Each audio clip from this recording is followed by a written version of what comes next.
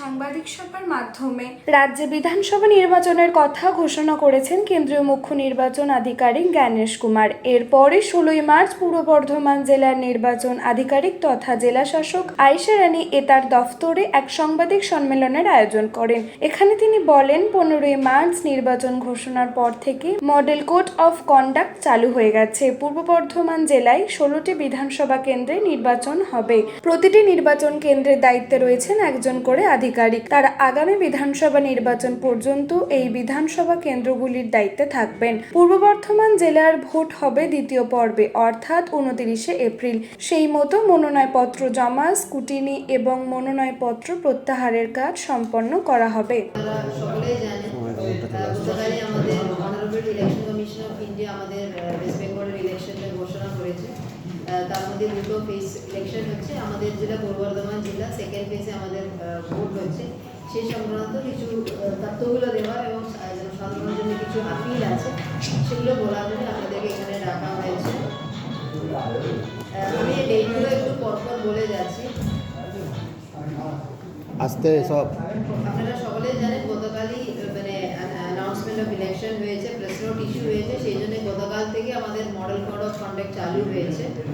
তারপরে issue of notification, আমাদের ইলেকশনের জন্য যে নোটিফিকেশন ইস্যু হবে 2 এপ্রিলে রয়েছে। 2 এপ্রিলে আমাদের নোটিফিকেশন হবে। সেদিন থেকে নমিনেশন প্রার্থীরা দিতে পারবে। তারপরে আমাদের last day of filing of nomination আছে 9 তারিখে, এপ্রিল 9 তারিখে নমিনেশনের লাস্ট ডেট রয়েছে। তারপরের দিন অর্থাৎ 10 তারিখে 10 এপ্রিলে আমাদের স্ক্রুটিনি অফ নমিনেশনটা হবে। তারপরে যদি কোনো ক্যান্ডিডেট তার নমিনেশন উইথড্র করতে যদি চায় 13ই এপ্রিলে সেটা উইথড্র করতে পারবে। আর আমাদের পূর্ব বর্ধমান জেলায় আমাদের ইলেকশনটা হবে 29 এপ্রিলে আমাদের ভোট হবে। যেভাবে গোটা কান্ট্রির জন্য যে কাউন্টিং ডেট হয়েছে সেটা আমাদেরই কাউন্টিং ডেট। 4 মে আমাদের কাউন্টিং হচ্ছে। টোটাল ভোট প্রক্রিয়া শেষ হবে 6 মে। আর আমাদের জেলায় আপনারা সকলেই জানেন 16 অ্যাসেম্বলি কনস্টিটুয়েন্সিজ রয়েছে। ভেরি রিসেন্টলি আমাদের এখানে যারা রিটার্নিং অফিসার আগে ছিল সেটার মধ্যে একটু পরিবর্তন হয়েছে। আমি সেজন্য কারা কারা রিটার্নিং অফিসার থাকছে, কারণ অত বছর ধরে যে পদ্ধতিতে রিটার্নিং অফিসার নেওয়া হচ্ছিল অ্যাসেম্বলি ইলেকশনের জন্য, এই বছর একটু চেঞ্জ রয়েছে। আমাদের খণ্ডঘোষ এসি 259 খণ্ডঘোষ এসির জন্য সাব ডিভিশনাল অফিসার সাদার রয়েছে। 260 বর্ধমান দক্ষিণের ক্ষেত্রে sub divisional officer north sub division রয়েছে। 261 রায়নার ক্ষেত্রে ডিস্ট্রিক্ট প্রজেক্ট অফিসার সর্বশিক্ষা মিশন রয়েছে। 262 জামালপুরের জন্য senior deputy collector Bardhaman collectorate রয়েছে।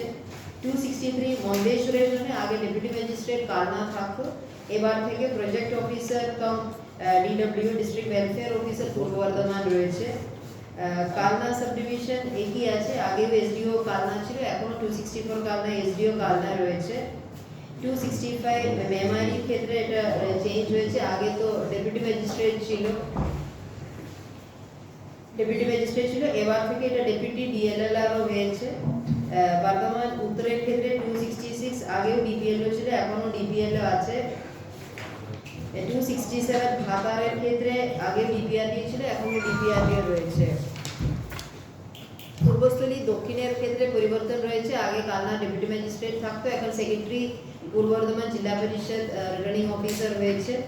পূর্বস্থলী উত্তরের ক্ষেত্রে তাই হয়েছে, আগে deputy magistrate Kalna sub division হতো, এখন পিডি ডিআরডিসি হচ্ছে। কাটোয়ার ক্ষেত্রে এসডিও কাটোয়া আগেই ছিল, এখনো এসডিও কাটোয়ায় রয়েছে। কেতুগ্রামের ক্ষেত্রে আগে ডেপুটি ম্যাজিস্ট্রেট কাটোয়া থাকতেন, এখন এডিএম জেলা পরিষদ রিটার্নিং অফিসার হয়েছে। মঙ্গলকোটের ক্ষেত্রে আগে ডেপুটি ম্যাজিস্ট্রেট আরও থাকতো, এবার থেকে কিন্তু ডিস্ট্রিক্ট ইউথ অফিসার পূর্ব বর্ধমান হয়েছে। আউটগ্রামের ক্ষেত্রে সেমই আছে, ডেপুটি বিডি মনিটরিং ডিআরডিসি।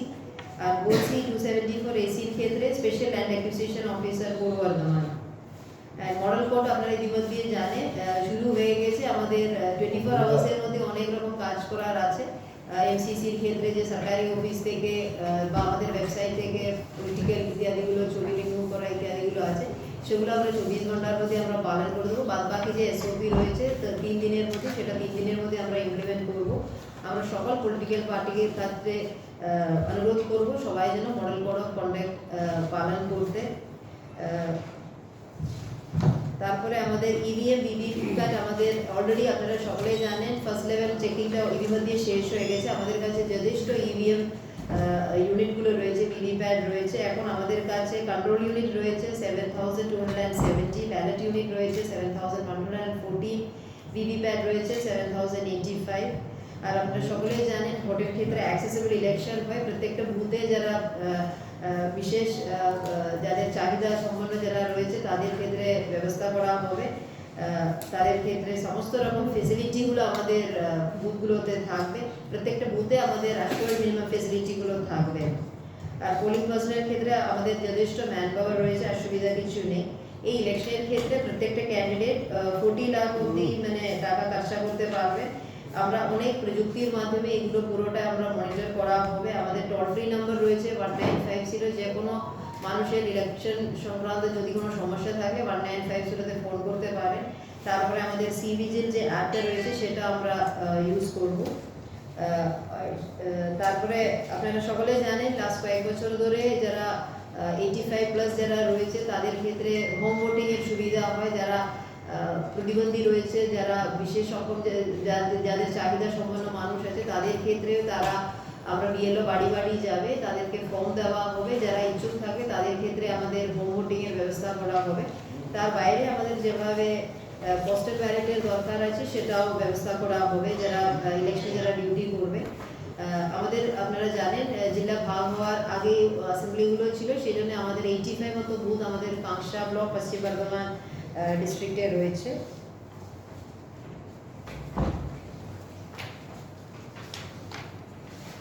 আরও কয়েকটা আপনাদের 170, 171 ইত্যাদিগুলো কয়েকটা ধারা রয়েছে, সেটা মারফতে যেন সাধারণের জন্য আমি একটা আবেদন করছি। ভারতীয় ন্যায্য সংহিতার 170 ধারা অনুসারে নির্বাচন প্রক্রিয়া চলাকালীন কোনো ব্যক্তিকে অবৈধভাবে ভোটদানে প্রভাবিত করার উদ্দেশ্যে কোনো ব্যক্তি যদি অথবা পারিতোষিক প্রদান করে অথবা নিজে ওই অর্থ বা ওই পারিতোষিক গ্রহণ করেন তবে তার এই আচরণ শাস্তিযোগ্য অপরাধ।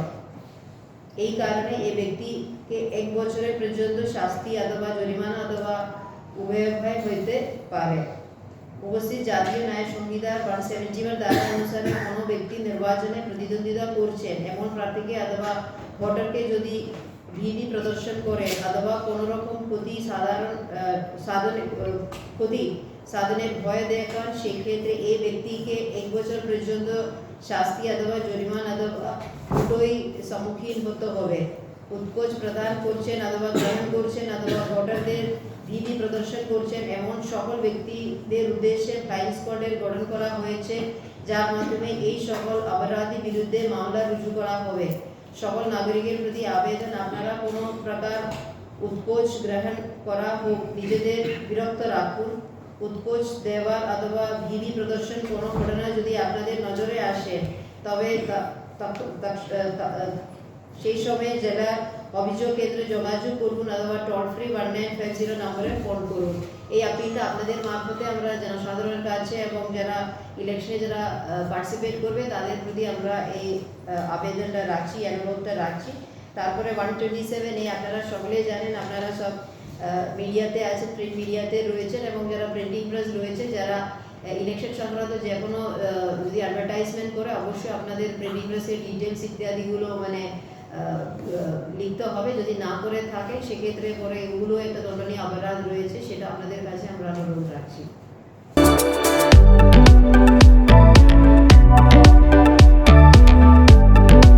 আজকের সংবাদ এই পর্যন্ত। নমস্কার।